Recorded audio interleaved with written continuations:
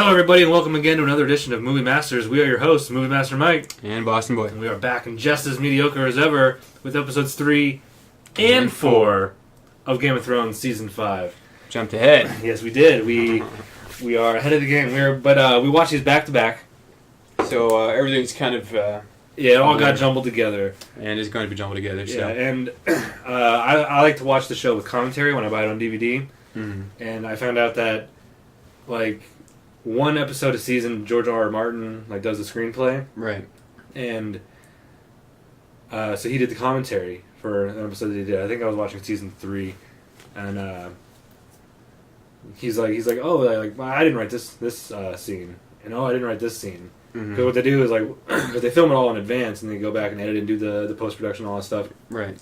And they can take scenes from 3 episodes and mix them all around. Right. Because it doesn't really matter. Yeah. You know, what scene goes in what episode. You're still getting somewhere eventually. Yeah, I mean, as long as you're not putting something that was supposed to be in episode 1 in episode 7, right. then it throws it all off. But when it's episode 2 and 3, you can mix those scenes together. You can, we can watch all the King's Landing in one episode and all the Wall in another episode instead of getting a mix of both. Mixing both, yeah. Yeah, so that's how we have to think of this today. Is we watched all these scenes from these 2 episodes, but it was just one long episode. Yeah, and for us. For us. And it won't matter which one we talk about first and stuff like that. Well, I mean, with the High Sparrow kind of stuff it does, but... Yeah. But so that's how we're going to do it today. We're just going to talk about both episodes as if it was one long episode. So spoiler warnings. If you haven't seen 4, you probably haven't. Yeah, so we're going to try to separate it as much as we can, but we probably won't get it separated enough. Yeah. So be warned. 24 hours is enough for me to... Yeah, so we watch them back to back, and it's just... I've noticed something about Game of Thrones is pretty much every scene is just 2 people talking. Every single scene. It's just 2 people talking in a room. Yes, you're right, yeah. Every single time. Maybe with people in the background that don't talk. Yeah, sometimes when it's the small council, there's more. Yeah. But usually it's 2. Tyrion and Varys. Jamie and Bronn. Bronn, yeah. Jon and Stannis. Arya and Judd and Draco and Nicard, blah, blah, blah. Jack and Hagar. Jack and Hagar, yeah. Yeah, it's just 2 people in a room. And almost every single time. Yeah. But it's always good. It's always just good exchanges. Yeah. But alright, let's get into it. This episode started out with Arya, didn't it? I think so, yeah. And she's sweeping the floors, correct? Yeah, she's sweeping the floors of the house. Because you said maybe it's Moat Cailin, they were showing on the statues and stuff, then it goes into... Right, but then, yeah, exactly, that's right. And this is something I'd forgotten until they showed Jaqen H'ghar scooping a bit of water into a little cup or whatever, or bowl, and the guy drinking it. I remember, people go there, they worship whatever god, there's statues of all the gods everywhere, and then they die. They have some sweet... It's called sweet something, and it kills you, and you're happy, and you fucking croak, and then they wash your body and bury you. I don't remember what happens after that. I don't know if they ever talk about it, but they didn't show it in these episodes. So. Yeah, they showed him at one point cleaning the bodies. Yeah, but they don't show what they do afterwards. She asked the other girl, "What did you do to your body?" And she didn't respond. I think. Yeah, and initially, I think in that very first scene, she's sweeping the floor, and I think she says to Jaqen, "I've been sweeping the floors for 3 weeks now, or whatever. Yeah. When am I going to learn how to be a faceless man?" And I think he says, a girl is not ready, or something like that. Yeah. But then that girl walks by, and she's like, "What's going on here?" But the girl, completely ignores her, doesn't even, flinch, you know what I mean? Just keeps walking. And at first I got mixed up. I was like, Silent Sisters, but the Silent Sisters are in King's Landing. Yeah, they're the but I feel like religious. That is something that they might have... I feel like there was somebody that doesn't talk in those 2, but maybe not. It's been so long, but yeah, because she said something to Jaqen H'ghar what are all these gods and the statues for? I see the drowned god, I see the stranger, the maiden and all those, and he says there is but one God. How does he say? And every man will know him, or something. Every man knows who he is and fears him, or something like that. Because he's talking about death. Death, right. He told her before there's but one God, and it's death. Oh, I don't remember him saying that. I think that was season 2 when they first met. Yeah. Every man must know him, or something like that. Yeah. I don't think he said fears him, because I think he was almost like he was putting it on a pedestal or something. But anyway, and then I thought we went to Cersei right after that. I remember seeing a lot of Cersei. see, the only thing I can really recall with Cersei was, well, of course, this might be even in the second episode, but when she approaches the High Sparrow, but getting ahead of ourselves here. Prior to that, it was like I remember seeing Cersei like walking and talking to somebody on like a ledge somewhere. There is a point where there's a small council. Right. Okay. Well, yeah. There was a small council meeting, and it's just Cersei, Pycelle, the other former. What do you call them? Pycelle is a Grand Maester. Maester, yeah. Yeah, the former Maester that Cersei likes. Right. And then Necromancer, we'll call him. Yeah, and then Marjorie's dad. What's his name? Some with a T. Something Tyrell. Tyrell. No, it is Mace Tyrell. Yeah. Mace Tyrell. And we got a good laugh at his face. Yeah, because he made a really funny face when. Where she was like, "What was it? What was the exchange?" God damn it. She said something about how we need to go. To that's and right. ask for more money. We need to figure out how to get more money. He's like, "Oh, we can borrow more money to the crown, and you guys will pay it back. And if not, I'll have a real talk with my daughter." It's so goofy, yeah. But it was so funny, and obviously that was what they wanted to happen. It was really done well, I thought. Yeah. Yeah, that's just like an awkward silence, like not even like a half smile from anyone else. It's all weird. He's just such a goofball in the show. Like he's so like useless. They make him much dumber in the show than he is in the books. In the books, he's kind of formidable, and obviously he's got a lot of money, and they're not quite as rich as the Lannisters, but they're the next one. Right. Yeah. And in the books, he gave Robert Baratheon his only defeat in the rebellion against the Targaryens. Right. Yeah. So I mean, yeah, they really goof him up if he's supposed to be formidable, yeah. But it's so funny. The actor is like so perfect for this. He's got the goofy, for what they're trying to do. Yeah, he's got like the goofy mustache and little goatee. Which, I mean, that's another thing that I don't like. I would appreciate. I mean, although it gets some gives you some laughs and that's great, whatever. But I would appreciate him better if he was a dope, stern badass, just like Stannis and the rest. Yeah. But I guess there is a lot of that going on. You got to kind of change it up, But yeah. But and then she says like, no, I think you should go to Braavos. Yeah. So then she's like, yeah, no, because the whole problem is that they owe the Iron Bank all kinds of money, and right. that's the problem. She's like, no, well, instead of that, we're just going to restructure our whatever negotiation we have, and I think you should go. And you're see how it leads into that. But he's like, oh, I would be, I'd be honored, my lady, or whatever, and that's what happens. Yeah, there. so he gets up like, he. At first, I thought he was gonna be like, that's like he was sarcastic about it, like I shouldn't go, like I don't want to do that. Yeah. Then like he gets up and like immediately like I'm gonna go right now, like he's happy to do it, and then Pycelle says, the small council grows even smaller. Yeah, he's the only one left in the room. She sends them all off to do other tasks. No, it's her and the two maesters, the fallen maester and then Pycelle. Okay. But obviously he's directed to him. He's like, it grows smaller and smaller, and he's like, I wish it would grow smaller still, or something like that. Yeah, it's still one too many, or something like that. Yeah. And it's like, why the hell is he there? No one listens to anything he says. He just, I disagree. Everything. Yeah. And was it right before that? Because I remember him being there at a small council meeting when they bring in the High Septon, or the High Septon comes in. And I think that happens first. Yeah. So there's a scene. Yeah, we have to backtrack, and there's a scene where the High Septon is like. They show a picture of an old man wearing a 7-pointed star. He's at Littlefinger's brothel. He's at a brothel. Yeah, and there's the whores dressed up as the different gods, the maiden, the warrior, and the guy that's been working at his brothel that we've seen before. He's wearing like a stupid beard. Yeah, he's got like a fake beard, and he's like, which god will you select now? And or something. The maiden. He's like, it's always the maiden. And then he says something else. And he's like, and he's like, it's going to cost extra because it's supposed to be like, it's supposed to be like.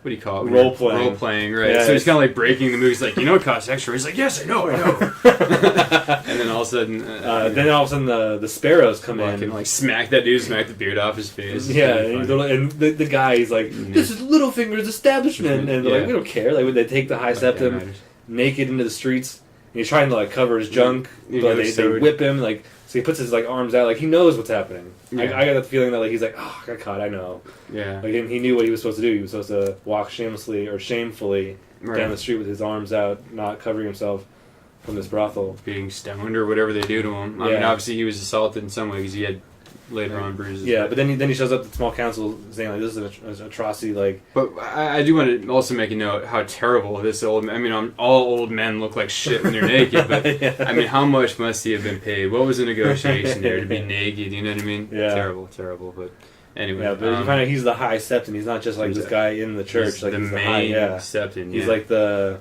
pope. right. And, Kingsland, yeah. So he's at the small council saying like, this sucks, and Pycelle's like, oh, this is an outrage. Like somebody's privacy should never be put in public, because you know that he's been sleeping with whores. He's this been whole doing time. the same damn thing. Yeah. And Cersei knows. She just looks at him like, I hate you. Stupid, yeah. But then the other maester, the outcast one or whatever, we can't ever think of his name. No, I but can never remember. he says like, I'm pretty sure that we heard that you were in that whorehouse the whole time. You know, he's Yeah. like, no, I have. He's like, yeah, like I was blessing the Basically the saying women. that like they were there for and he's like, I don't know many whores that like get blessed or whatever. He Yeah. was implying that he was there for yeah, spiritual but reasons. yeah, so he's telling Cersei that she should have the High Sparrow, because that's what they're calling the leader of these leader. sparrows. That are right. Like get him in jail, like get him off the street. No, like, he you says know. crucify him. Crucify I want you him, to kill that's him. right, Yeah. yeah. And then like they send him off, and then they have the rest of that scene. yeah, And, yeah. And we're probably jumping ahead because I'm pretty sure it doesn't go right into the next scene. No. You want to talk about something? I don't know what happens between. Yeah, because I know we don't see the High Sparrow until the next episode. Okay. Who I forget the guy's name. I think his name's Jonathan Pryce, who plays the High Sparrow. Yeah. He played. He is. He was in the Familiar. weird movie Brazil Never from seen like the that. late '80s. But he was in the Pirates of the Caribbean movies. He played Okay. Elizabeth Swan's dad. He was Governor Swan. You're speaking Yeah. Chinese to me right now. Anyway, in that first episode, we get to see Littlefinger and Sansa, I believe. Yeah. I feel And, like that's further in the episode, but they're. Yeah. Was that in the first episode where they're approaching? They are approaching. Yeah, they're approaching. They're not there yet.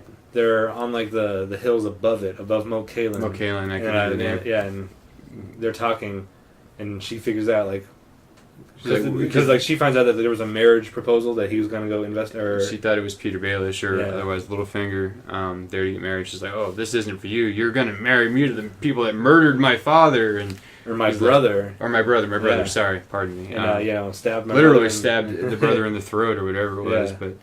But he's like, no, it's his son, who we know is even fucking worse. You know what I mean? Yeah. And I'm actually kind of even watching that episode, drawing a blank. Where that goes, or if we were. Yeah, I even, thought, from what I understand in the books, that somebody steps up and pretends to be Sansa, so they can marry her. That's into the right. thing. There's a fake Sansa. That's right.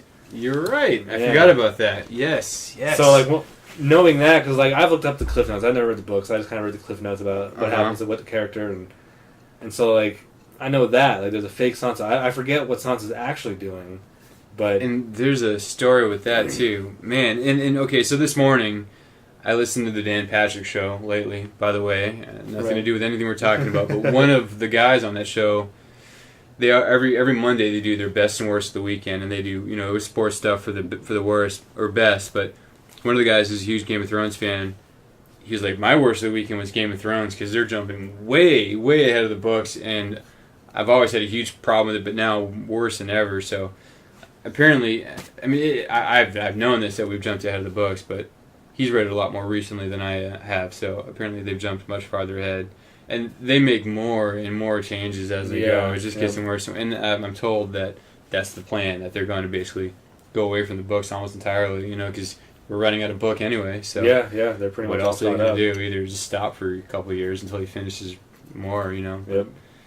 And even then, you feel like you should give people a chance to read the frickin' book before you start, But I think this is kind of unprecedented where books, have been written and then a show or a movie's been made, but then the movies are actually progressing farther than the books. Has it ever happened before? I don't think so, because I know the Harry Potter series, they started making movies before the book series was done. Yeah. But I think they finished before, right? Yeah, the books did finish before the movies. The same summer the 5th movie came out, the last 7th book came out. Yeah. The same summer of 07. Or... Yeah, summer of 07.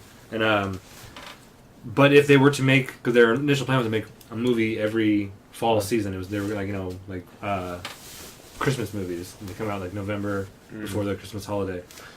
And the first one came out in 01, so if they made one every year, the last one would have been 07, just, maybe 6 months after the 7th book came out. Yeah. And I forget when the 6th book came out. I think the 6th one came out in 05, and they were on the 4th movie in 05. But in 05, they should have been on the 5th movie, so like... Yeah. And the reason it was even postponed like that, like, the 3rd one was supposed to come out in 03, but it ended up coming out summer of 04 because an actor died who was playing Dumbledore, so they had to postpone it and recast it. So like, that was kind of like happenstance that they fell behind. Yeah. Otherwise, they would have been in the same period. Yeah, but even then, I mean, you're talking a few months, and these are much, much smaller children's books, really, you know what I mean, compared to these... Yeah. My God, like, where do you find the time to write that many fucking words? It's crazy. Crazy. It's staggering to me. He's a freaking genius. But. Yeah, so the major change that I even noticed was actual Sansa was going to marry into and she's there, she's there. Yeah, she's physically there.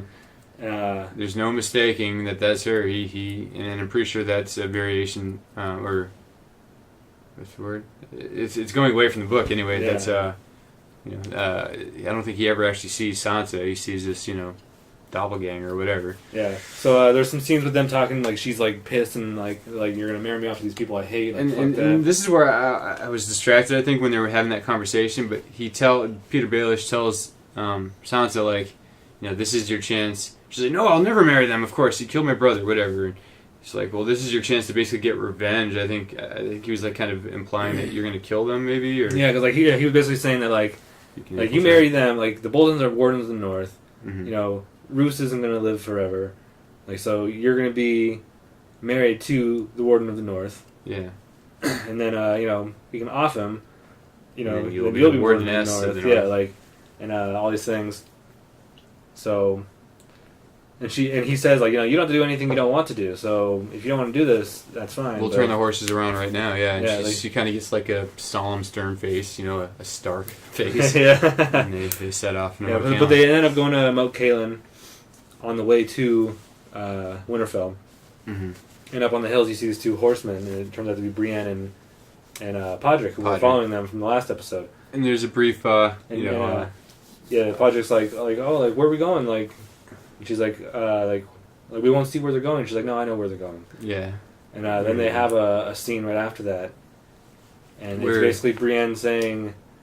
Well, she tells a little story about how, and this is something they talk about in the books. How I don't remember what tourney she was at, but there was a bunch of boys, and they kept whispering in her ears that they thought she was beautiful. It was a ball. Like a ball, some kind of ball. There was dancing. Yeah, they were dancing. And all these boys kept asking her to dance and stuff like that. Then she found out they were snickering behind her back. Eventually got to the point, she saw them snickering, and she realized all at once that she was the ugliest woman in the world. Yeah, basically.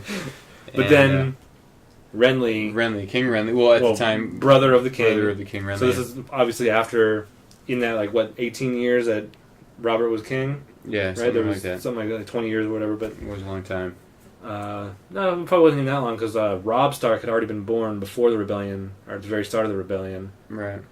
And I feel like 20 years actually is kind of a long number. Yeah, I think it was only 18 or whatever before he died. But anyway, so it was in that time frame that he was actually king. Mm-hmm. That Renly ended up.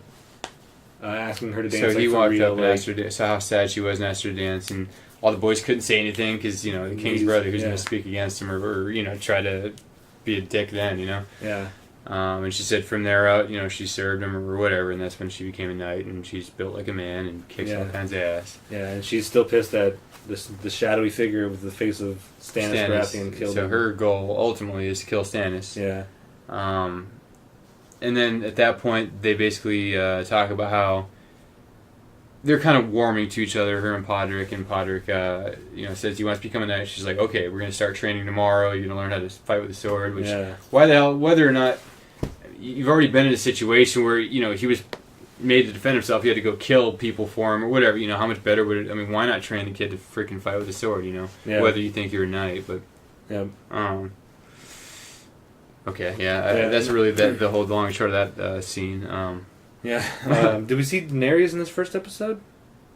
That's what I was trying to think of earlier. I don't think that we do. I don't either. I think it's just in the fourth one. But we see Jon Snow. Okay, and I'm thinking of the second episode right now. It's glorious tits. Or did we see him in that first episode? Can't remember. Yes, I believe it is in the first episode where he's in they're in the hall talking about, you know, what do you call it, business, the wall business, whatever. That's in the first episode. I'm fairly certain that was the action from the first episode, maybe even early in, relatively early, midway through. His name just came and went. There's the guy that was the Master of Arms that was going against him to become the Lord Commander. Yeah, I always forget his name. Always. Oh, man. I really like him, especially in Season 1. I can't remember his name. I can't either, damn it. And then the other guy, he says to him, anyway, if you guys know who we're talking about, he's got to spend like a douchebag to John the whole time he's been there. And he was the Master at Arms while the original Lord Commander, Mormont, was still Lord Commander. Yeah.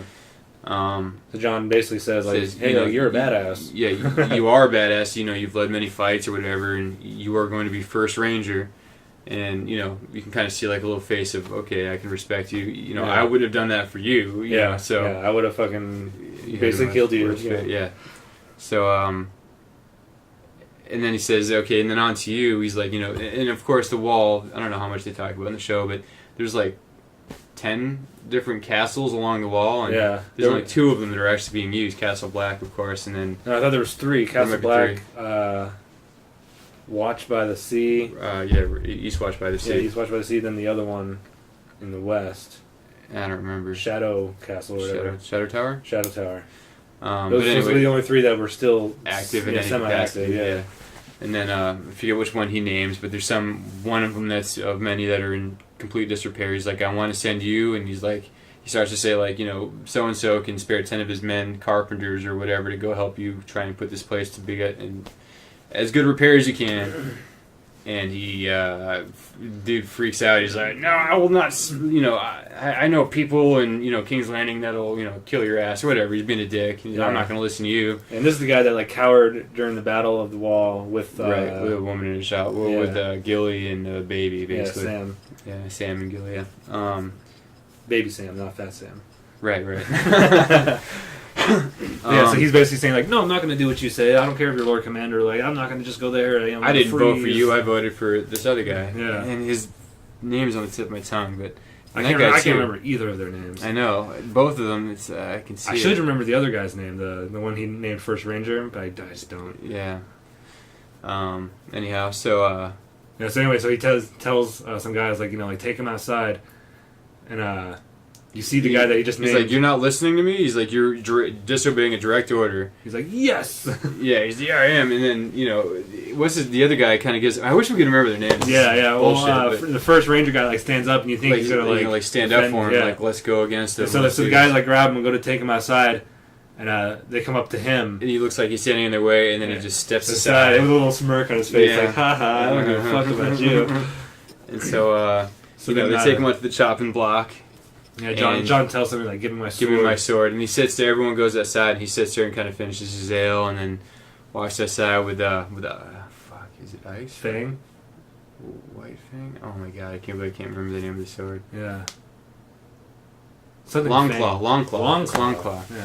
Alright, so he's got Longclaw, and of course this guy starts like, oh, mercy, I'm a pussy, I'm afraid, you know, and... At first, John's like, "Oh, really?" When he says mercy, he kind of hesitates, and he's like, "You know, please, I'll do it. I'll do whatever you ask." And you think maybe he's going to stop, but everyone's looking on. You can't stop now. Yeah, I think doesn't he look over at Stannis? No, I don't think he does until afterwards, as far as I know. Right, I mean, they show the camera showing him, and then Lightning Quick just takes his head off. Fuck yeah, fuck that guy, you know.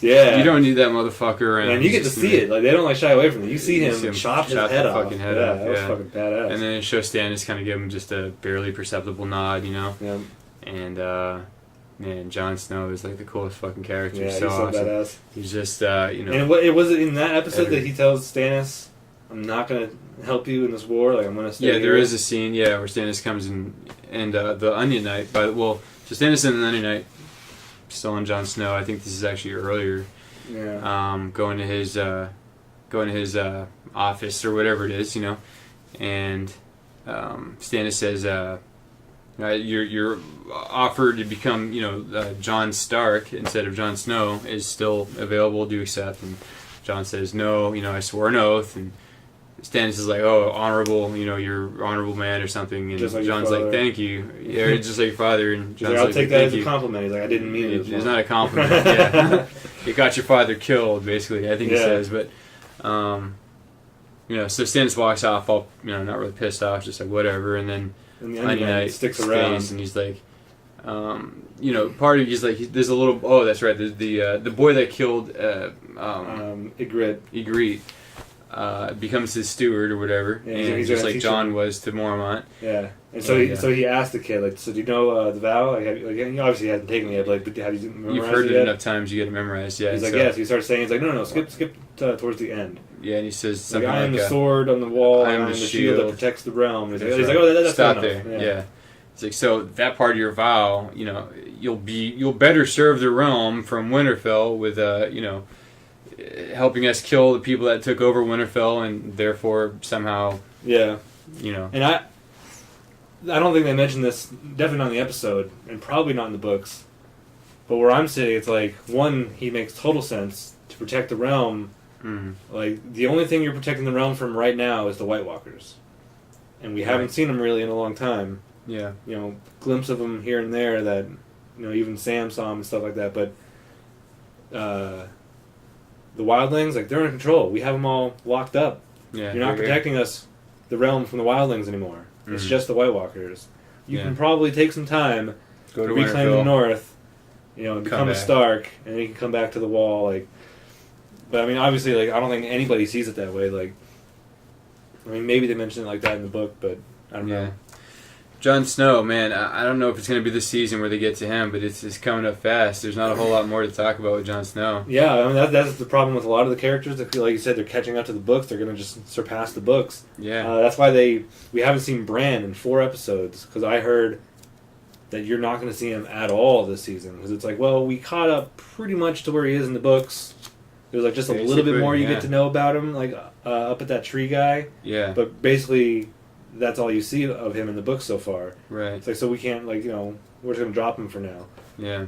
Then I heard right before the show aired, like a month ago, that like, no, maybe you'll see him like once or twice in the season, but that's it. Yeah. So I'm not sure if we'll ever see him until next season, if that. Maybe the end. Just a couple Yeah. clips, couple scenes, but Yeah. So like I said, like they're catching up to everybody's storyline, so they have So to it's either to a make point shit where- up or just drag it out. I'm sure they are consulting George R. R. Martin. I don't think even he knows, because I know that he's even admitted that a lot of it he's just coming up with it as he goes along. He doesn't have some master plan. A lot of it he does. He's got a lot of it mapped out. But Yeah. I saw a video of him saying he doesn't know how it's going to end, and it's going to be bittersweet. He's like, if I can write it correctly, it'll be bittersweet. yeah, So hopefully I can portray it the way I want to portray it. But so he does know how I it's think going there to would be end. no more fitting. I don't even think bittersweet. I would be really, really disappointed if it was just bitter, like the Lannisters take over or something like that. Yeah. Although I've heard, I don't know if I talked to you about this, but I heard that a couple of fans were saying that it's going to end with Jaime and Cersei like sitting in a hut. Obviously, this isn't from George R. R. Martin. I don't know where they heard of it. I thought it was kind of cool. Like, man, what else happens? Like, they're sitting in a hut and they're like, oh, we did fine, didn't we? Or something like that. But I thought it was kind of a cool little ending. They're not the rulers, but they're still alive and in a together. like in a hut somewhere. Right. Sorry. I think picture. There's something about John there too. I think picture perfect way to end it, like not bittersweet, not just bitter, but like picture perfect. That would be Daenerys and Jon Snow get together, fucking ride rule a the fucking world. dragon. Yeah, together, and then dude. Fuck yeah. Tyrion at their side as hand of the king and queen. Fuck yeah. three best characters that everyone loves in the show. Some with rule the Arya world. too. Arya has to be. And then somewhere around Arya could be like their secret assassin. Secret assassin. Yeah. Fuck yeah. But Yeah. let's get back to Arya. All right. So this might be in the next episode. Like I said, we're also going to lump it together. Yeah. But we see her back at the house, and she's doing something, and then that girl that ignored her starts like slapping her. Yeah, she's like, Like, who are you? who are you? She's like, I'm no one. Yeah, and slaps her like, who are you? Like, I'm no one. Yeah, you know, and she's like, I'm gonna fucking Don't kill fucking you. hit me. I'm gonna kick your ass. Yeah, and then right then, Jack and Agar walks in, and And she's like, what's going on here? And you know, she's like, Arya keeps trying to say like, I'm nobody. Like, I want to be nobody like you guys. And she's like, well, for nobody, like, you know, you still have a lot of Arya Stark stuff. Yeah, they have all of her clothes and all these things of Arya's. Like, and that coin was Arya's. Like, yeah, and I think the girl says like, you have a coin you didn't earn. When she's hitting her, she's like, you got a coin you didn't earn. Like, you don't deserve to be here, basically. Right. So the next scene is her in whatever drab garb they give her, and she's throwing all of her things into the ocean. All of her coin. You see the bag, obviously full of silver and gold. Yeah, throws in the coin that she got because she didn't earn it. Yeah, so she flipped it in there, and then And all she has left is needle. Needle, yeah, that fucking badass little sword. Yeah, and then she looks at it and like, She just starts like holds weeping. it. Yeah, so then the next thing is like her, like everything's like made out of like rock and stone in Bravos. Right. Or not Bravos. Yeah, Bravos, right? Yeah, it's Bravos. Yeah. Yeah. Which is a plot point or a theory that I'll talk about later. That, like, you know, it's a rocky, dreary place. There's not a whole lot of green grass and trees and stuff. But so she starts taking all these rocks out and like digs like basically a little hole in these rocks, shoves needle in there, and then puts the rocks back over. Like as much as she wants to be a faceless assassin, she can't let go of needle. Keeping that bitch there in case you need to stab some motherfuckers. Yep. So and then she goes back to sweeping. Yeah. And then there's another dead body, and so scene where her and that same girl are and then they're basically washing it. Washing the body. And I was, during that scene, I'm like, who the hell signed up for the part to be like the dead guy that just lays there getting clean? You know, like how do you get that job? And Arya asks her like, "What do we do after we clean him?" Yeah. And then she never answers. They just sit there and started wiping the body down. Yeah. And that was the last time we saw Arya in these episodes, right? Yeah, I don't remember. I barely remembered that until you started talking about it. But yeah, not that I can think of. Yeah, but then there's a scene between going back to the wall between Shireen and her mother. Yes. Right. And also between Shireen and her father and Stannis. Yeah, that's the one I'm thinking of. But there is a part with her mother when her mother's just being a bitch, a stone bitch like she is, you know. And yeah, basically, didn't she like say like I didn't want to take you or no?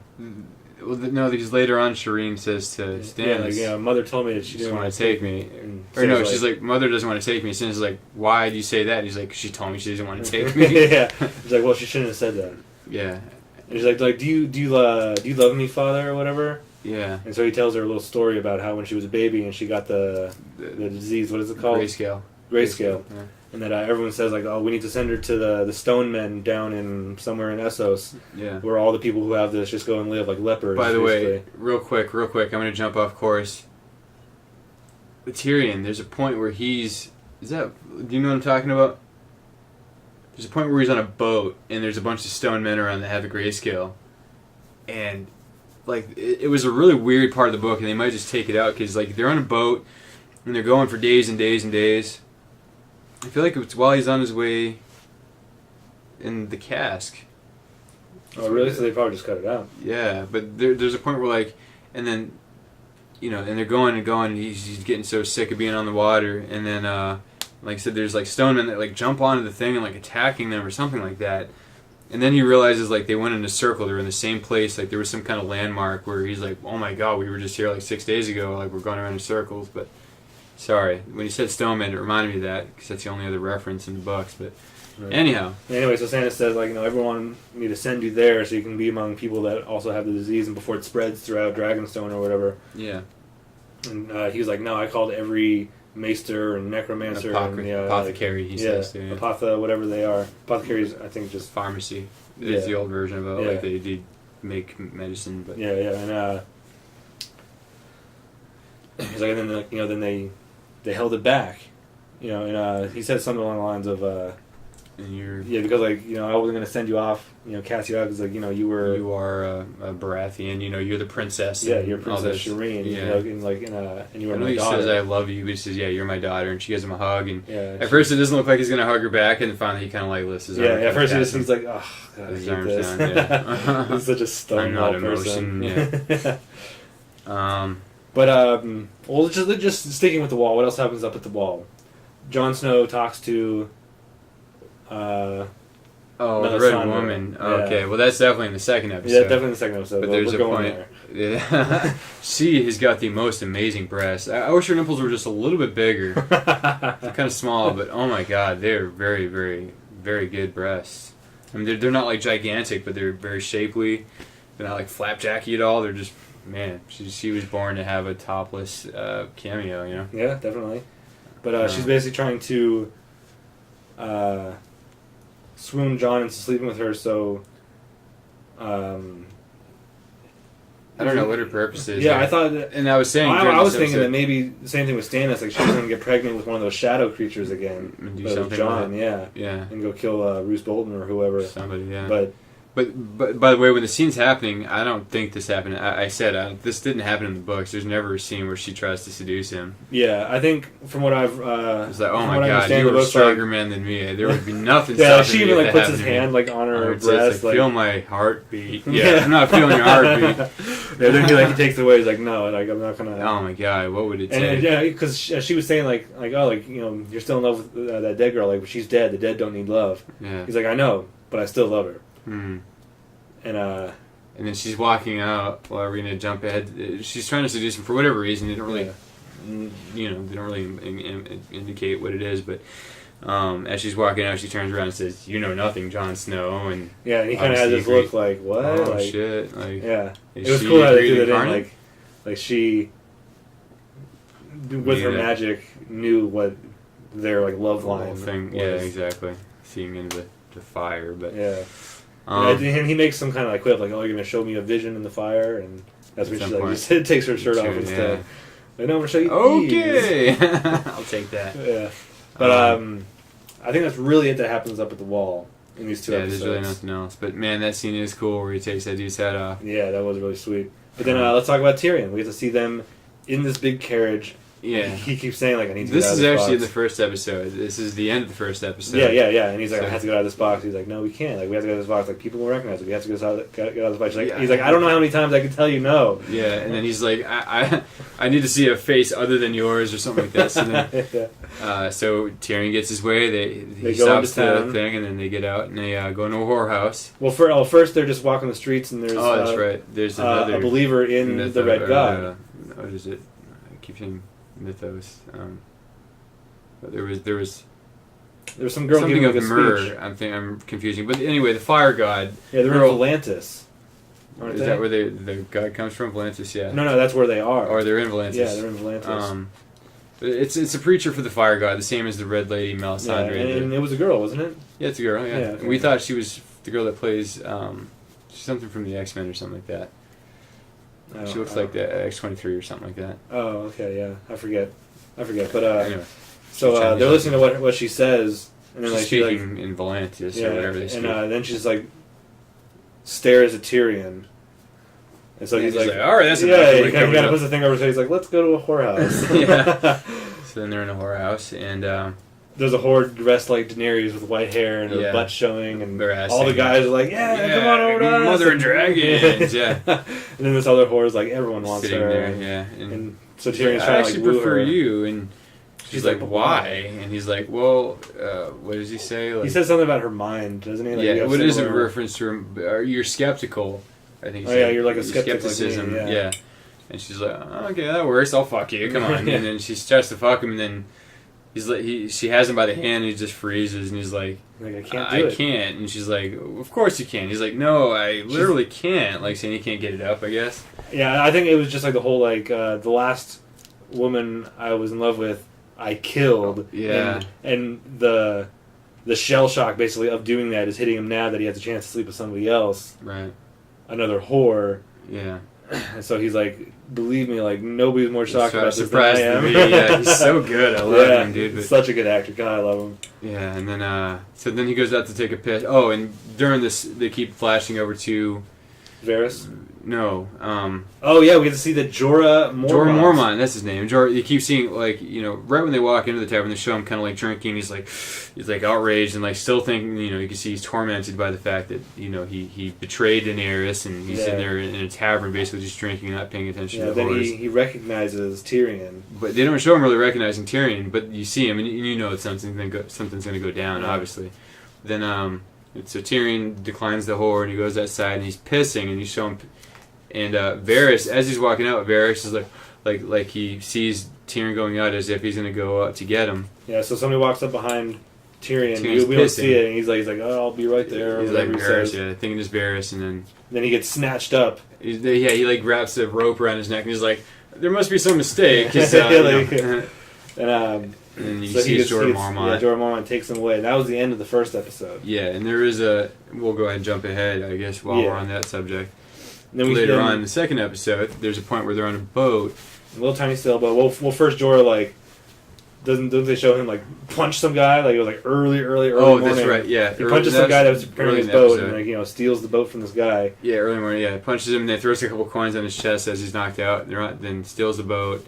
Later on in the episode, they show Tyrion and Jorah Mormont on this little sailboat. Yeah, and he's And tied up Jorah and gagged, and he's like brr, brr, brr, brr, brr, just being completely annoying Yeah. with his gagness now. So finally, Jorah Right. takes it off. Takes it off, and Tyrion's like, he's like telling him like, so you think that by bringing me to Daenerys that she's gonna pardon you, and he's like, it's just as likely the opposite that she'll pardon me basically and murder you. Like, Well, because first he's like playing the game of wits, like basically, I can figure out who you are just by looking at you and figuring things out, because at the end of that first episode, he's like, I'm taking you to the Queen. Right. And so Tyrion says, we're going the wrong direction. King's Landing is the other way, where Cersei is. Yeah. He's like that's not the queen I serve. Yeah. So he's like, oh, okay, so you must be Jorah Mormont. because he sees his armor. He's like, okay, so you have a bear on your armor. Mhm. You're Jorah Mormont from Bear Island. Yeah. Who was spying on her for us for a little while. Yeah. And we stopped getting word from you. So okay, now I'm figuring everything out. I'm so smart. Yeah. I know exactly who you are too, and then. Yeah. And I mean, what he's saying is true, especially, I mean, of course, Mormont doesn't know that he fucking killed the king, you know what I mean? Or that he's wanted for killing the king. So, Right. I mean, if anything, Daenerys would probably pardon him for that. Like, oh, good job, Not that she really cares about Joffrey, but Right. she knows that he's not really, like, on that side. He's not on their side. So, I think that was what I was thinking. Like, that's what she would be thinking. You killed the king. You're doing me a favor there. So, Yeah. And you killed your father, which is doing me a huge favor Right. because he was really the one in control of everything. yeah, exactly. So yeah, but we never see them actually get anywhere. They're just on the boat having this exchange. And does Jorah And then even say eventually just anything? punches him in the face. Yeah, he got tired of hearing Tyrion Yeah. pretty much spell out everything. Exactly that's what's happened. right. Yeah, it's Yeah. true. Yeah. So, let's get to Daenerys because we're kind of headed that direction. yeah, And we see her. not a whole lot of her. No, yeah, not a whole lot of her. We get to see the sons of the Harpies start attacking. Yeah, there's a scene where it begins with Sons of the Harpy just walking through the streets of Marine, and they walk into like it looks like a little whore house area. There's whores or just men drinking with women. Yeah, and it everyone they're killing are the second sons because they're Second not the other guys, the Unsullied. Unsullied, yeah. And so they just start slit in the throats and everything. They're just going around slaughtering everybody who has anything to do with Daenerys. Right. And then there's then all of a sudden the Unsullied hear all the commotion. They start running to the area where it's happening, and there's one of the whore girls who's like, oh, they went that way. The Sons of the Harpies. Sons of the Harpy that way. And then once they pass and they show her face get all mischievous I'm sending them to a dead end ambush. Right. So then But they go into before all this happens, we do see Daenerys because this is important to the end of that. yeah. And she's talking to. He's like the representative of the that guy. He was the former slaver guy. right. He's the one that the last season said please take my father's body down and let me bury him. And Yeah. he keeps saying, Popping up. And he's making all these points for the rich.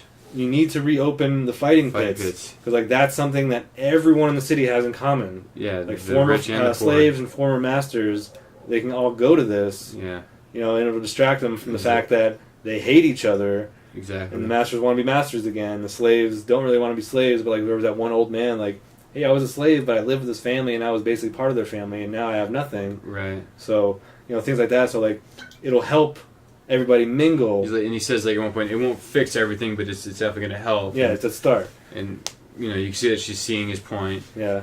Um, But then after that, she's talking to Sir Barrister Selmy, mhm. and he starts talking about her older brother, Rhaegar, Okay. right? About how he used to like walk the streets and sing and stuff like that. Like she's like, what? Like it's like she never heard stories about stuff like this. Like remember the Yeah. last episode, she didn't believe that the Mad King was a Mad King, and Sir Barrister Selmy said, yeah, he was a fucking Yeah. madman. And all those stories you heard were absolutely true. Yeah. So he starts saying all these stories like, oh yeah, he used to sing in the streets and he was really good. People would give him money, and sometimes he'd give the money back to the poor. Sometimes he'd go do this. Sometimes he'd do that. And Yeah. like Rhaegar was a great man. Hmm. And so she's like, well, there's nothing going on here. Take the day off, Barrister.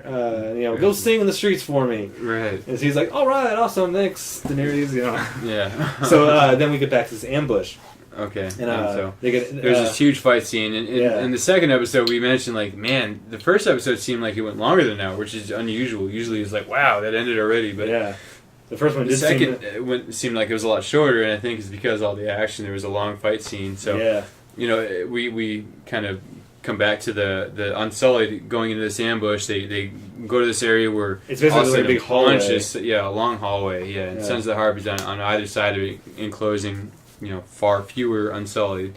So it's a slaughter. You know, they're killing a lot of them, but Grey Worm is like fucking everything up. Yeah, fucking Grey everyone up Worm with is his part of long it. Yeah, he's spear. fucking everybody up. Yeah, Badass. and But- Unsullied are killing, or I'm sorry, Harpies. Harpies are killing all those Unsullied, and they show the butchery. Yeah, and then- he gets stabbed in the He gets side. set- yeah, Grey at Worm one gets point. stabbed in the side, so He gets he's hurt a few kind of times. fucked up. And He's like, "Ah," and he hits a couple people, and finally takes the dagger out when he gets a moment, and he's using his long spear. yeah, and then finally you hear, see Barristan Selmy taking his time off, yeah, and he hears all the commotion. He starts running. I don't know how he knows what's going on, but obviously he hears screaming. He's running and there's people running away. yeah, so yeah. he's running toward. He goes in. So Barrister Selmy, we finally get to see. him fight. Yeah, like this whole time since season 1, he's been He's the like, greatest. the knight greatest single swordsman ever basically. lived. Like yeah, he, at the he's- beginning of season 4, when she was trying to take Marine, or one of the cities that she was conquering, they send out one single warrior, and so Grey Worm's like, I can do it, and she's like, no, you're captain of the Unsullied, like you're not gonna do it, and yeah. Jorah's like, I'll do it, like, no, you're my oldest friend, I want you alive in case you die, like, yeah, and Varys is like, I've killed more people in single combat than any man alive, yeah, and she's like, well, that's why you need to be by my side too, yeah. like, so what's his name The gets guy to that's do just it. banging ends up doing it. Yeah. And so we finally get to see him fight, and he's pretty badass, but he is an old man. Old man, but he takes out a good at least 7 or 8 of them Yeah. before he finally gets hit from behind, and then there's a And then stab in brutal his scene. leg, maybe, and And at the very end, like there's only a few of them left, but someone gets him behind the legs and he falls down, and then the guy comes up behind him, about and to slit his just throat. about to cut his throat, and Grey Worm hits him. You don't Yeah. see it, but you see him just die, and Grey Worm's standing behind Yeah, him. but they're both really fucked up, so they both kind of just fall Just- over, basically dead. Yeah, Grey Worm at first tries to, he's like, tries to shake him or whatever, and then he doesn't move, so he just falls down. So Yeah, and that's why You we hope. see them, so it's like, fuck, that's two actually, I characters think that might that's be where dead. that's where the episode ends. I'm pretty sure that was it, Yeah, maybe. right? Because and you're like, oh man. Actually, I'm fairly certain. I guess I'll go ahead and spoil this too. Neither of them die right there. As far as the books go, they very well may in the show. But, Yeah, maybe. Um, I hope not. I like both those characters. me too. And I don't think they do kill them. Yeah, and like the last season, they kind of toyed, and even some of this season with the Unsullied going to whorehouses. Yeah. Because Grey Worm and what's her name, Daenerys. Oh, friend what is her woman, name? Yeah, whatever. The handmaiden girl. Yeah, they kind of have a romantic thing going, so it Yeah. would suck to end it already. Right. They're just kind of toying with it now. Yeah. So that's one of those cute little romances in the show. Yeah, it doesn't really matter if No, they of can take course it not. out, but Yeah. you like to see something happen there. Yeah. The little, Missandei. penisless, or I think they're just missing their balls, right? I don't know. I think maybe the whole thing was just chopped off. But Yeah, I'm not sure. But yeah. Anyway, her name is Missende. Missende, that's right. But well, let's go back to Sansa. We kind of dropped off from that storyline. Okay. We end up seeing Sansa down in the crypts of well, Winterfell. they show up at Winterfell, and you see Roose Bolton like talking to his son, like, oh, I'm gonna marry you off. Like it's about time you get married. You know, now that you're an actual Bolton and not just my bastard anymore. Like, Right. you need to do this. And like setting you up with Sansa Stark and all these things. So, and you see. The line of like his whores that he's been with, like, and the one that was like sadistic with him, just, like, torturing staring at- Theon, and hunted that other girl at the beginning of season 4. But Yeah. she's pissed. She doesn't like the fact that he's marrying somebody else. Sansa, and she's like mad dog and Sansa. Yeah, and he seems quite taken with Sansa. Like he seems like kind of like, oh, There's this a is point. a good thing for me, you know, like. And you don't know where they're going because this is going off from the book. Yeah, so it was brand new. So. he may be in love with Sansa. Maybe he's going to change his ways for her. But I mean, you got that twisted. I don't think so. Yeah, from what we've seen, he seemed. I would hope that he doesn't deflower. I fucking hope that he doesn't deflower Sansa. That would piss me off. You know. Yeah. I don't know if that's where they're going with this. That would suck because Sansa's like the virgin. You know. Yeah, and Peter a Baelish stupid even tells bitch in the Roose bush. Bolton like, oh, I brought her here. Like, She is I a virgin. guarantee You you, can she's still a respect her. virgin. Yeah, Virgin. a virgin. So. And then so she ends up in the crypts, lighting all the candles, and Peter Baelish goes down there. I thought I'd find you down here, and she's like, oh, I used to catch my father down here all the time. Aliana, what is the name of? Something like that. I think it's Aliana, something like that. Aliana sounds correct, Eddard's sister. And I don't know how much they talked about it in the show, but Robert Baratheon was betrothed to her. smitten and was by her. absolutely in love with her. Yeah, and so there's and she wasn't, from what I understand, wasn't too much into Robert. as much anyway. Yeah. But Peter Baelish starts explaining like, oh, I remember when I was a young boy, I went to the tourney at Harrenhal, the biggest tournament ever. Yeah. Like, and it came down to Sir Barristan Selmy and Prince Rhaegar. And when Rhaegar won, you're supposed to give this like flower crown to the most beautiful woman in the world, and everyone's cheering. I'd never heard so many people cheering and stuff like that. And then he rides past his wife, who was the Red Viper's sister, who was married to Rhaegar. Right. Rides right past her and gives it to Aliana, whatever. Aliana for now. Yeah, to the Stark girl. Yeah. Like, and that's when he says, like, I've never heard so many people that quiet. Yeah. Like, everyone was stunned that he passed up his wife to give it to this other girl. And then he ends up raping and murdering her. Yeah, well, yeah, no, and then she says, like, then she ends up, then he ends up kidnapping her and raping her. Yeah, Sansa says that. Yeah, and then, like, you can see, like, Peter Baelish is like, well, probably not. She probably ran away with him. Right. He doesn't say it, but I got that feeling that he kind of wanted to say that. Yeah. He's like, no, he didn't kidnap more her. to the story. Yeah. Yeah, but then he's like, He's let's speak with the dead King Harris, and then they show them. Yeah, Is that where the scene ends? I don't think there's any more to that. No, I think they just walk out of the crypt. Yeah. Yeah. But, Now, what did we miss? Because we've already hit the last part of the 2 episodes. Yeah. Oh no, we the whole Sparrow, the High Sparrow. Okay, yeah, here we go. Okay, so backtrack into the High Sparrow stuff. So, man, there's a lot to cover here. Yeah. Okay, so the Sparrow people are the ones that took the High Septon, and rode beat him him town naked. Yeah, and then so he goes to Cersei. Then we see Cersei going to where they are. Yeah, she shows up and she's like, "Where is the High Sparrow?" She said, "Actually, there's like a bunch of beggars and people that are all and so like, they're like, oh, he's up there." So she goes up there. Then there's some old man no, he's serving like soup to all these poor people. And she's like, I was told the High Sparrow would be up here. Do you know where he is? And he's like, I've never liked that name. Yeah, and it turns out it's him. And he's like super nice, just super chill. Yeah, and he's like, oh, like I don't want to be the leader of anything. Like I'm just here to serve. They gave me this name, and he's like, but there's worse things than a shitty name or something like that. Yeah. And she kind of like, she's like, the crown and the religion or whatever are the two pillars that keep society together, and we must work together. It's important, or something along those lines. Yeah, and she says, the High Septon came to me and wanted me to have you arrested and murdered. Have you killed? Yeah. And he's like, and he's like, oh well, what are you gonna do about it? Yeah, he's like, I won't presume to know your thoughts on that, but basically saying like, I'm pretty sure you think that's nonsense. You would never do that. Yeah, and she's like, yeah. So now he's rotting in the. He's in the prison right now. Yeah. Yeah. So that goes into a scene where Lancel Lannister, is it Lancel? Mm-hmm. They're like religious fanatics, basically. You know what I mean? Like he's getting like the 7-pointed star like engraved into his head, and like yeah.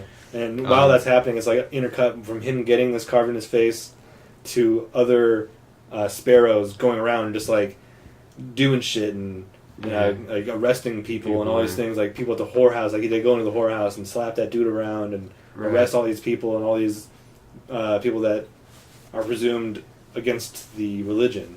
Right, exactly. Sinners. So then that goes into a scene. They go up to Loras. Sir Loras, right? And he's just like practicing sword fighting. He just he's like, no, not a care in the world. And they come up and they're like, Sir Loras, you're a monstrosity or whatever. Yeah, he's like, what? Abomination, basically, because he's gay.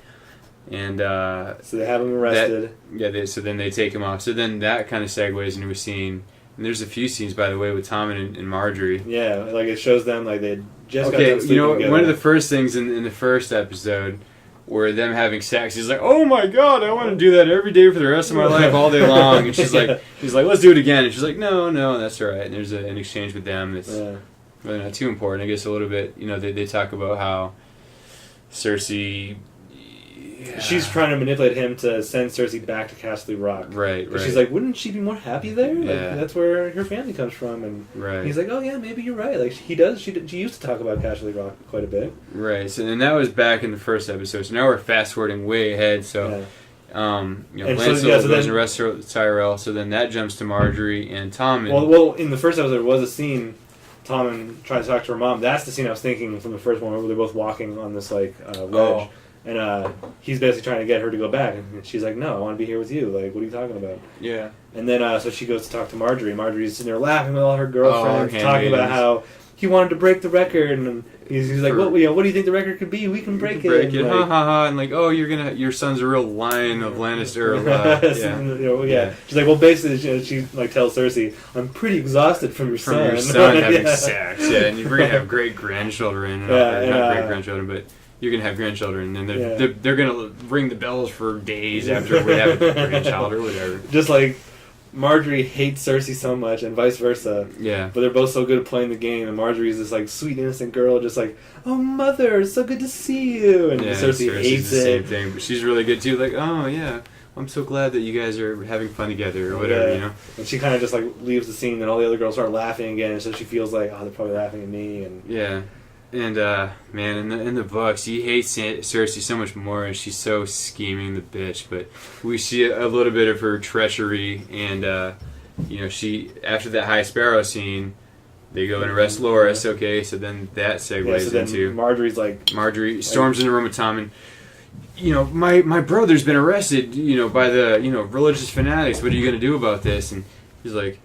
She accuses, or she's like, your mother, I think, and he's like, or she accuses him at first. She's like, I didn't do it. I didn't put him there. And she's like, it was your mother. And she's like, he's being a little bitch about it. She's like, you're the king, and you can't, break, take somebody out of prison. Take someone out of prison from a bunch of religious fanatics. And so there's a scene where him and all the King's Guard are marching up on this, where all the religious fanatics meet. And some guy just like blocks Tom's way. All these sparrows block him, and he's saying like, "We don't care who you are. This is the religious part, like religion." Like, and he's praying right now. Nobody can praying. He see will not be disturbed, not even by you. You know what I mean? And Tom is such an ass, like such a pussy. You know what I mean? Like, and he's just like, "Oh, okay." Like at first, like they're gonna wait, and eventually he's like, "We'll find another way," and like he walks out. He's like, at very least, you could have been like. You wait here till he's done, and go make sure that Loras is out. I'm not gonna wait here because I'm the king, something like that. But instead, they all walk away. Yeah, and then he goes back, and Marjorie's like, "Well, did you get it done?" He's like, "No." Yeah, I couldn't have done it without violence. And he's like, "You're the protector of the realm," and all these titles that they're given. And he's like, and you couldn't break, same thing. You couldn't break them up from a bunch of religious fanatics, like, and I don't know what else we're missing. Yeah, Tom's feeling real. Yeah, like inadequate. Exactly. And he is. Yes, he is. I mean, you almost like him as a character. I mean, in the books, he's even younger. You think of him like a little tiny boy, Right. And you don't dislike him. He's just a young, naive. For last season to be older, so he can actually act and Right. do all these adult things, so he's not have like sex, a 10-year-old like a kid. 10-year-old Yeah. kid having sex. Yeah. Yeah. Man, Marjorie's sure is hot, isn't she? Yeah, something about her mouth. Like, it's Yeah, always her off to one side. face and her eyes too. I mean, oh man, who am I to complain? Dude? I would, That's true. I'd With have her a wig, ball. you know. She was actually in Captain America, the first one. Oh yeah. Yeah. Makes a little appearance. She's smitten by him. So when like she starts like making out with him, and then the girl that he's actually interested, Agent Carter, Mhm. walks in, and is pissed, and storms away. And he's like, "No, wait, it's not what you think." I think I remember that. I think But that was I know I've Marjorie that was seen her. making out with him. Yeah. I think I've seen her in a couple of things. Probably that is where I remember seeing her. But anyway, Yeah, what else happened in these 2 episodes? It's so much to remember. We watched 2 of them back to back early yesterday. yeah. Episode 3 aired last night at 6 p.m. And We watched a both few of these at hours like before 2 in the afternoon, so that. Yeah. it's been over a day, and because we watched them back to back, everything just blended right in together. Yeah, and why not? I mean, a lot of it blends in together, but Yeah, like we talked about earlier. man, I know there's stuff we're gonna be missing, but I think we've covered most of it. Yeah. Well, we have covered most of it, but it's funny how we just like narrate through what happened. Yeah, but what did you Overall- think about these 2 episodes? Did you like the first episode where nothing really happened except for the beheading? Just a lot of talking? I enjoyed the first one a lot better than the second one. I liked the fight scene, with the Sons of the Sons of the Harpy. Harpy. Unsullied, yeah, that was really cool. I mean, anything with action, with people dying and people dying off. I mean, that's the high point of the show.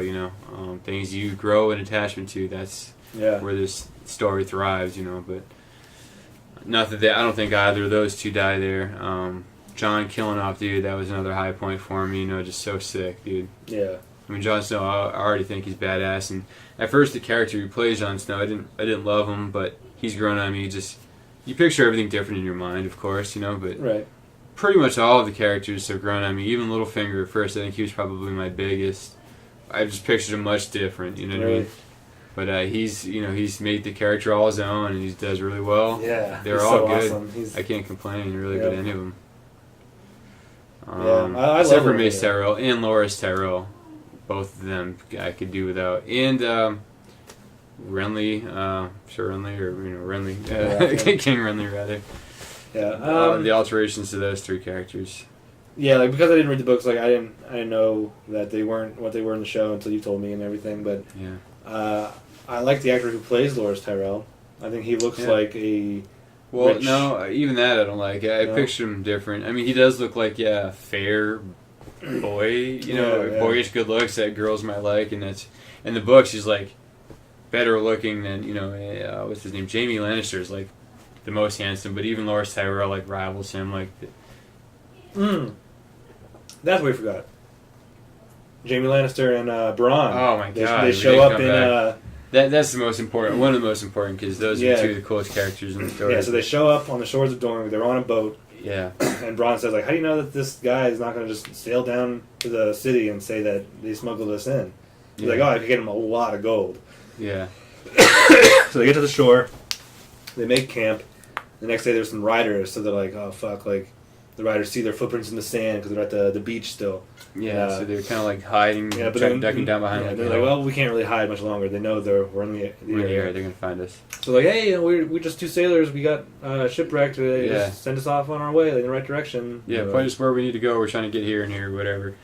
So they'll like throw down your swords, and Bronn tries talking a little bit more, tries his way out of it. And he's like, "Throw down your swords," and they like have their spears pointed at him. So Bronn like slowly unsheathes his sword and starts to drop it. Right as he drops it, he takes his little knife. Yeah, and that he throws always it in has behind his fucking back. face. Yeah, right in his like neck, and then he Yeah. starts, It cutting picks the sword up. Because like as they're laying there, like he's like, "Oh, I count 4," and he's like, "Yeah, it's Jamie. Like, how many can you take? Like 1 if he's slow." Yeah. because he's still not used to his left hand. Right. So one of the guys on the horse like comes riding at Bronn, and he like slices the horse. Either So he- the chest or the legs. Yeah, and so, falls like, so he over falls, and he's like- kills him. No, he's like, will he be slow enough for you?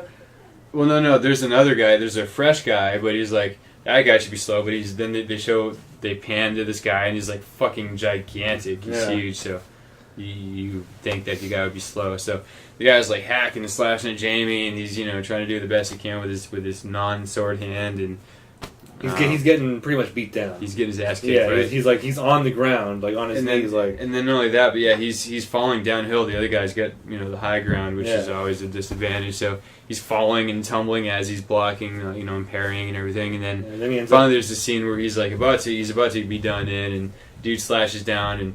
You think that Braun's going to save him, but it's his own hand. He ends up putting his right hand up, and the sword gets caught between the finger of his golden hand. Yeah, so he's like, "Oh, cool." So he takes the sword back. He had dropped the sword, but he reaches, picks it up, and chops the guy's head off or something. And yeah, kills him somehow, and then Braun's standing there watching the whole time. After the guy falls, and he's good job or something like that. He says. Yeah. And then Jamie says we have to bury these men. Yeah. He's like, what? That's going to take forever. Yeah. And then Braun also says something about it's been a long time since I've had a good solid kind of horse. Or a Dornish horse. I've always wanted one. Yeah, they're wild or something like that. Yeah, and, so basically he tells Braun, he's like yeah, we have to bury them, so leave no trace that we slaughtered these men. Like we're not here to start a war. Right. And so he's like, but I probably can't dig any holes with one hand. So Braun, you have to dig all the holes basically yourself. And then there's a scene with them sitting there. I walked away for a second. I came back. As I'm walking back, there's a snake apparently about to eat Jane. Because they made camp at the beach, and there's a snake about to kill him, and then Braun. No. He wakes up and Braun's over him with a knife. It looks like he's gonna slaughter Jamie, and it's a snake right next to his head. Okay, is that what happened? Yeah, because that was when I looked away. And so he's like, "Oh, cool, we have breakfast now." And Braun's eating the snake, and Jamie I'm good. Yeah. Something else happens. But then they cut to these three women in the desert in just a tent, and then another woman rides up, and it's what's his name? The Red Viper. What was his name? The Red Viper. The Red Viper. Yeah. Anyway, it was his girlfriend from last season, who in the first episode was trying to get the King of Dorne to start a war with the Lannisters. They killed your sister and her kids, and now your brother. Yeah. And he's like, no, he died fairly in a fight. Right. It has nothing to do with what happened to my sister. Yeah. But she's all about starting a war. So she rides up to these other three women in the desert, and you find out that they're three bastard girls of the Red Viper. Mm-hmm. And there's something on the ground, and they take it off, and it's the captain of the ship that dropped off Jamie and Braun. Oh, shit. And she's like, oh yeah, he came to us saying that he had all this information, important information, and that he dropped off Jamie Lannister here to take, and they're like, oh, he's probably here to take back Marcella. Mm-hmm. She's our only bargaining chip, basically, or leverage, right. So we can't let it happen. Yeah. And the Red Viper's girlfriend's like, so basically, are you three with me? And one's like, of course I'm with you. The other one's like, of course. And the other one, which I really hate, when obviously these four people know each other. Mm-hmm. They all know their story. You're all bastards of him. Present company all know that. Right. But we, the audience, don't. So she's like, she doesn't say, of course I'm with you. We're going to kill her ourselves or make sure that Jamie doesn't get to her. Yeah. She starts telling a story when I was a little girl, this man just came and told me that he was my father and was taking me away and all these things, telling this cheesy little story, sure. And it's these four women or three other women already know that, right? You don't have to do that. And then she takes a spear and just throws it at that dude's head. Oh, he was buried in the sand, neck deep into the sand, and so she just throws a spear right into his face, and she's like, so I've always been with you, or whatever. I've been with you since the start. You could have just fucking said that without that stupid little speech. Well said, I'm with you. Yeah, but we the audience don't know who they are. That's how they decided to convey the story. Yeah, I just really hate when that happens in stories. It's I know what you mean. Present company know that information. You don't have to retell it. Right. There's going to be another way. There's going to be another way. Yeah, especially in this cheesy story that she's telling. The way she's telling it, it's supposed to be this dramatic thing, and it's really not. Right. But yeah, so those are the sand snakes. They were supposed to be this big deal. Yeah. Yeah. So, they're way ahead in some stuff, and then they haven't even touched on a lot of the other stuff. So they could have been filling a lot of the time with some cool stuff. Not that that's really pivotal, at least not yet, to the plot. What really is? Just people dying and I've been thinking recently that the first couple of seasons of Game of Thrones all had to do with the same thing. You know, the War of the Five Kings. Right. You know, season 1 was the start, like the Start murder of the books, mystery. right. You know, the season 1 was Ned Stark solving the murder mystery, who killed Jon Arryn and why. Mm-hmm. You know, and he kind of finds out. Not really. He pieces the puts the pieces together in the wrong direction, and ends up dying for it. And the war starts. Everyone declares themselves king, and a big war happens. Right. And then at the end of season 3, Robb Stark dies, and Yeah. the war is over. Basically, yeah. You know, only the Ironborn are in open rebellion, and it's pretty much under control with the Boltons up there, Right. which we see in season 4. That's pretty much to any family, they're inferior. So yeah. yeah. So in season 4, you get to Also see in the them. water. They retake Moat Cailin, and that's it. You know, That's I guess the another end thing, of the they, war. They have to touch on that at some point because there's a lot with the Ironborn that we haven't even talked to them in a while. A lot that happens. Yeah, Well- we do see Theon in this episode, because you know he's at Winterfell with Yeah. Reek, or as Reek with Ramsay, and then when Sansa like walks in the thing, he recognizes her. He knows exactly who she is, you know, and so he kind of like turns his head like oh shit, like, Right. and that's all we really She see. of knows him. them pretty damn well. Yeah. Yeah, but yeah, I've been thinking like I was like, what's the point of all this other stuff happening? Yeah. The only real important thing happening is Daenerys. You know, when is she going to come conquer Westeros? Right. That's the only thing looming. Everything else is just, oh yeah, these people are still doing Fighting stuff. time. Yeah. You know, like, oh yeah, Jaime, yeah, he's doing something. Cersei, oh yeah, she's still doing something, and Still alive. it's yeah. it all has nothing to do with the War of the Five Kings. That's Right. over. Yeah. This is all just kind of Oh. pointless stuff Yeah. that's happening. Like, none of this really matters anymore. Yeah. I've been thinking that, like, I still love the show, and I love the characters, I love this medieval I think that's fantasy been world. I think that's been an issue for a while, and I think maybe that's been the issue with the books in general because you keep reading the books and it's like it's you just well keep introducing written, more but it's for not no the reason. same. You know what I mean? But Yeah. yeah, that's really it. It's just that intrigue, like, oh my god, he's gonna win this war, but that's done. You killed him off in the third book, and Yeah, you got pissed off, and that's done. You know, but yeah. So really, it's just when is Daenerys gonna come? Joffrey conquer? was ruling, I guess, and that was something that happened later on, and still things that happen. I mean, Yeah, but like really, it's just when is Daenerys gonna come over? Because that's been looming the whole time. right? And when are the White Walkers gonna attack? Because that's been looming the whole time. Those are the only two things we're waiting for. Because everything else is just, well, the war is over, and that's what 3.5 of the books were about. Right.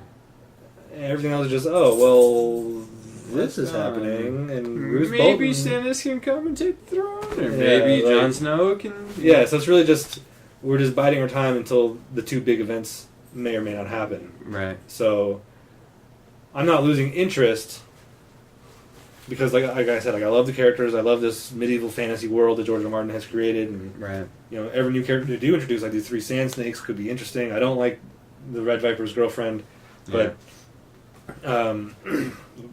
introducing this whole religious thing, like, oh, now the That's like, a lot more 'cause- prevalent in the show, by the way. yeah, That was because back in the day, the church had their own army, and then somebody abolished that, so then now they don't. And now Cersei's trying to revive the church having an army right. for whatever reason, Mm. and then it's like, so like we're just keep introducing all these things really for no reason. Like, let's just get to the White Walkers and Daenerys taking over, and that'll be That'll it. be the end of yeah, the book, yeah. yeah, but Daenerys like wins. because all the other things are just, let's introduce all these things just because, like. Mhm. So I can see myself losing interest if it just keeps happening like this. Mhm.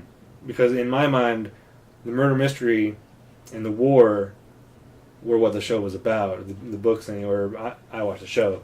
Mhm. And now that's over. So it's like, well, now what is it about? Right. Just people doing stuff. So, It'll get somewhere. I have faith in George R. R. Martin. He's got a trick up his sleeve. He's been building this whole time to something. Yeah. I mean, it's got to be, yeah, obviously. but like the 3 things I want to see happen is the White Walkers attack, Daenerys. But didn't the last season end with the White Walkers, like, marching? No, that was like season 2 that ended with that. Yeah. And so we haven't seen the White Walker. We saw them like once last season. They took one of the babies and turned him into a White Walker. Like, Oh, yeah. and but the 3 things I want to see happen, like the White Walkers attack, Daenerys somehow be more or regaining her dragons, and then yeah. doing So something somehow else. being involved with Westeros Mm. and finding out who Jon Snow's mother and father were. 'Cause I'm not Mother convinced. is. We know. Well, Ned I'm Stark not is. convinced that it's Ned Stark. I see Ned Stark. I'm convinced that it's Ned Stark's sister and Rhaegar.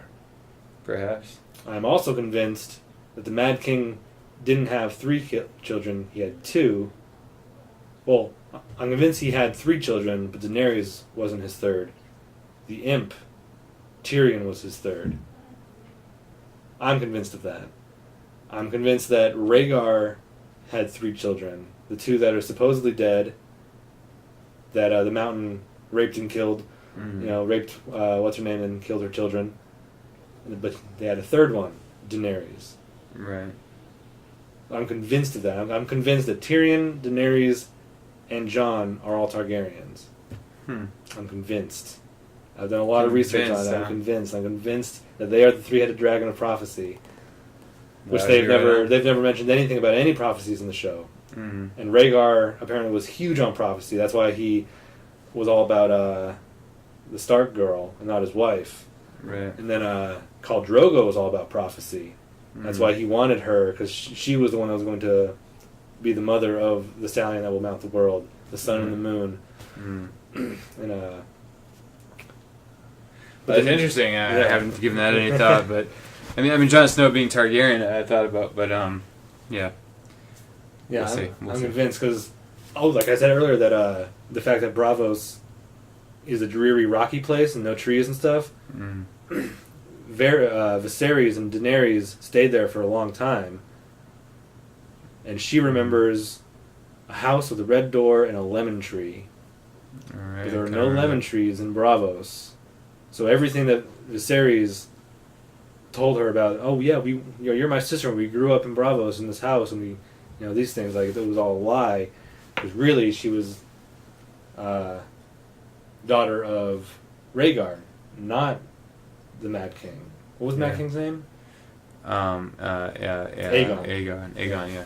Yeah, so I'm just convinced of all these things, that they are the I'll figure out 3-headed some dragon more. of prophecy that will come and conquer the world. And that's why I said my picture perfect will be Jon and Daenerys, incesting it up to rule the world, like Targaryens do. Right. And the Imp, their brother, being the hand of the Being king the- and queen, and then Arya being the assassin. Because those are the 4 best characters. Yeah, hopefully, alright. Well, I'm sure she'll survive. She'll be the one survivor. Yeah. Well, somebody told me that she's absolutely guaranteed to survive because George R. R. Martin's wife told him, she's my favorite character. You can't You kill will never kill her. So he's like, okay, I won't kill her.